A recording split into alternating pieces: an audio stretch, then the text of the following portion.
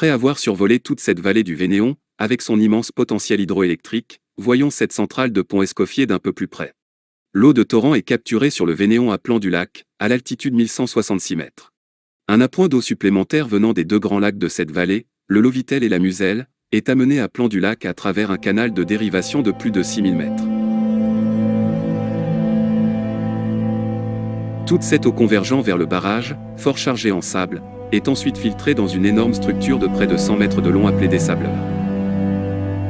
À sa sortie, l'écoulement est accéléré et dirigé vers la centrale, plus de 6500 mètres plus loin, par une conduite d'amenée souterraine.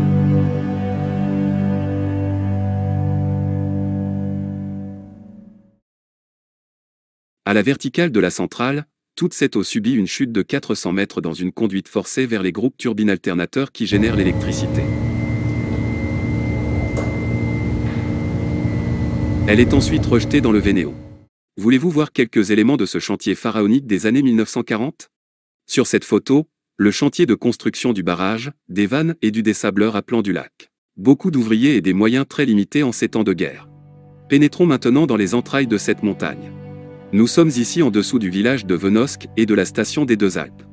Devant vous, en bleu, la conduite d'amenée de 7 km, et en blanc, les voies d'accès au chantier. Ce chantier était gigantesque. Pour s'en convaincre, partons pour une petite visite virtuelle en 1942. C'est parti. Nous partons de Compchave où se trouvent quelques baraquements des ouvriers.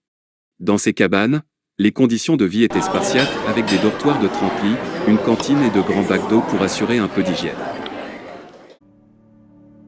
On trouvait des baraquements identiques dans toute la vallée. Près de 1000 ouvriers travaillaient sur ce chantier.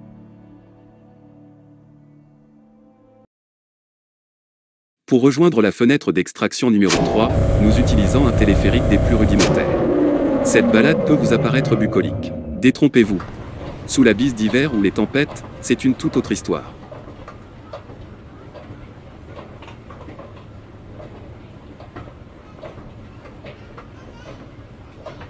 La grande tour à votre gauche abrite le transformateur pour alimenter le chantier en électricité.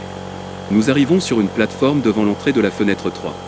Les tas de burins à vos pieds sont prêts pour l'affûtage dans une petite forge établie sur la terrasse. Ces machines bruyantes sont les compresseurs chargés de ravitailler les galeries en air comprimé pour les marteaux pneumatiques mais également pour la ventilation. Dans le fond, un ouvrier pousse un wagon de déchets à déverser sur les flancs de la montagne. Pénétrons par cette fenêtre 3. Une galerie d'accès de quelques centaines de mètres rejoint la conduite d'amenée d'eau proprement dite. À votre droite, l'amont direction Venosque et à votre gauche, l'aval de la galerie vers la centrale. Dirigeons-nous tout d'abord vers la droite.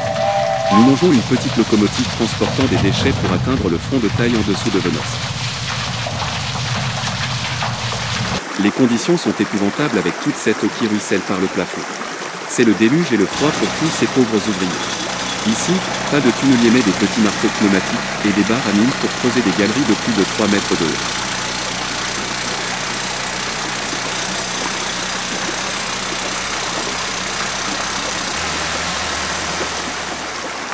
Dirigeons-nous maintenant dans la direction aval vers la centrale. Nous pénétrons dans un massif granitique où la situation est encore plus épouvantable. Le percement de cette roche très dure se fait par la technique dite du bouchon, faite d'une succession d'explosions qui éclatent progressivement la paroi. Les accidents ne sont pas rares pour ces esclaves des temps modernes.